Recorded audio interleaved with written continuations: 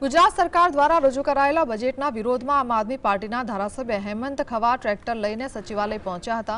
ખેડૂતોના પ્રશ્નો અને બજેટની જોગવાઈઓ સામે વિરોધ દર્શાવતા હેમંત ખવા અને તેમના ટેકેદારોને પોલીસે ગેટ પર જ અટકાવ્યા હતા। આ દરમિયાન પોલીસ અને પ્રદર્શનકારીઓ વચ્ચે ઉગ્ર ઘર્ષણના દ્રશ્યો સર્જાયા હતા। આખરે પોલીસે ધારાસભ્ય સહિતના કાર્યકરોની અટકાયત કરી પરિસ્થિતિ પર કાબુ મેળવ્યો હતો।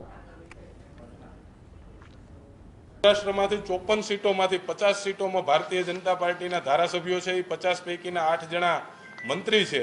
त्यारे काले सौनी योजनाने मात्र 473 करोड़ रूपियानी जोगवाई करवामां आवी। सौराष्ट्रमा मुख्यत्वे 11 जिल्ला आवे छे।